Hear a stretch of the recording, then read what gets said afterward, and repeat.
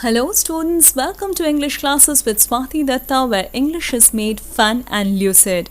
I urge each and everyone watching this video to subscribe to my channel where I teach intensively with a practical approach to help students excel in their exams and achieve better marks. Now this is a continuation video of The Patriot by Robert Browning. The first part of this video deals with the background, the introduction, and the first 3 stanzas explanation, whereas this one is going to complete the poem. Here you have the explanation and the detailed study of the last 3 stanzas. So if you have not watched the first part, I urge you to go back and watch the first part first and then only come to see this video. The fourth stanza brings you back to the present times. Here the patriot is saying what is happening today right at this moment. There's nobody on the housetops now, just a palsied few at the window set. For the best of the sight is all allow at the shambles gate, or better yet, by the very scaffold's foot, I trow. He's saying nobody's there on the housetops. Nobody has the time to look at him, and nobody has the time to go up to the terrace and just see this hero, because he is not a hero any longer.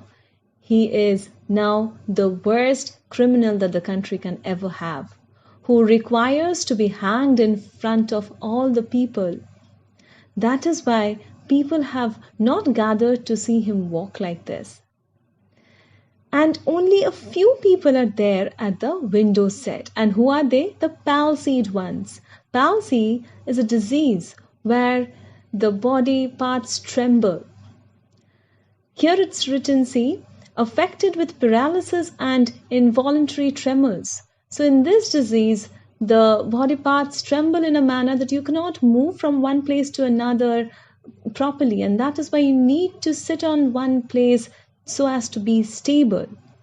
That is why the people, the old people generally who are affected by this disease, only they are sitting at the window set and looking at him while he is just walking.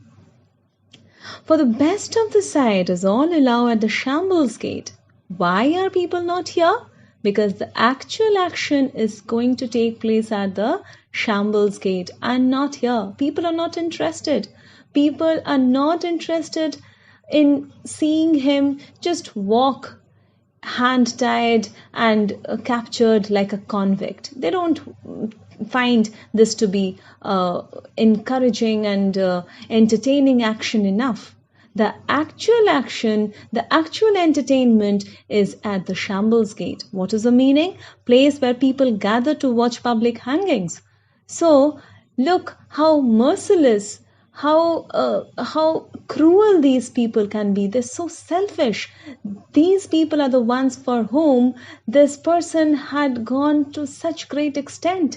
He had sacrificed so much for these people, and this is the final march of his life. And look at these persons' reaction. They have all gone to the shambles gate to watch him die, to enjoy the pain that he is going to experience. They would watch it and they would get this kind of a sadistic pleasure. Or better yet, by the very scaffold's foot. He says that no, not even the shambles gate is a proper place where they will be very satisfied sitting and looking at the public hanging to take place. They will be satisfied, more satisfied, when they will be right at the scaffold's foot. What is the scaffold's foot? It's a raised wooden platform where criminals are hanged. So they would want to stand near the scaffold's foot. They would not be satisfied sitting in the shambles gate, because they want a closer look. They want a closer view, so that it is much easy, and so that there is no obstructions. I trow, he says that this is what I think, I imagine. He does not know what actually is happening there, but he is imagining that this is the worst thing that can happen to him. I trow meaning I think or imagine. So for him, the death is not the only worst thing that is happening to him. even worse is the fact that he will be humiliated, that in front of so many people, in front of all their eyes, he is going to get hanged.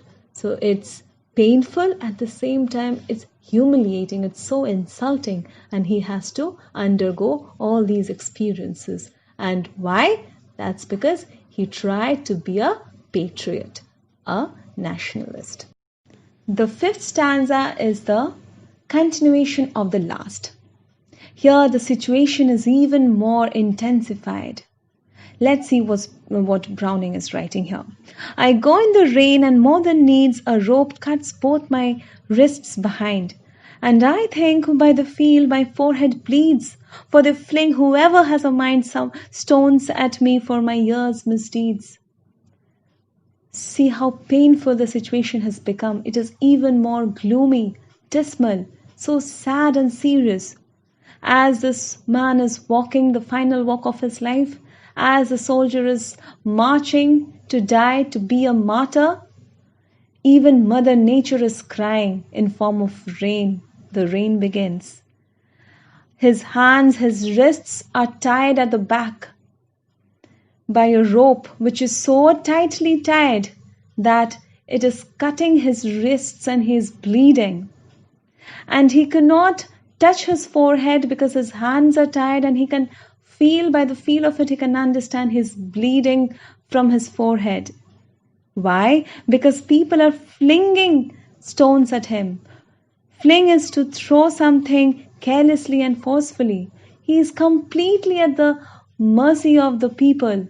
He is at the hands of the people. Anybody, whoever has a mind, whoever has the wish to shower injuries on him, has done it, has thrown a stone at him. They are pelting pebbles at him. He is in such a disgraceful condition. Just imagine, for a person who has given his entire life for the country, this is the result that he is getting. For years' misdeeds. And this is so ironic. All these years he had done everything for the country. All his deeds, all his actions were meant for the people, were meant for the country's benefit. And now the country considers, the people consider that those deeds are not the good deeds, they are the misdeeds, quote unquote misdeeds, for which he has to die. And this is the result of whatever he did all his life. So this is the harsh reality of the nationalists. They are mostly misunderstood. The sixth stanza. This is where the poet talks about the death of the patriot. Yet, this is the most optimistic stanza in the entire poem. Thus I entered and thus I go. In triumphs people have dropped down dead. Paid by the world, what dost thou owe me? God might question. Now instead, 'tis God shall repay, I am safer so. He says, thus I entered. So he enters the place where he is going to get executed. And thus I go. So he's leaving this world. He's leaving this life of his. His life has come to a full circle. And whatever he did in his life, he did nothing for his personal gains. Still, he just has to lay his life down for these people. So be it. In triumphs, people have dropped down dead. In victory, so many people have died. So he considers this to be his victory only. He does not think that he has failed anywhere. At the last stanza, he has a different perspective. What he thought all this way, now his thoughts have changed. He finally dies in a positive, good, positive note. He says that this is his victory. Maybe he is dying, but even in his death, even at the seeming defeat, there is his victory. paid by the world, what dost thou owe? So what he owed to this world, he has paid the price of it. And who made him pay the price? The people. And this people in general, all of them made him pay the price, bit by bit.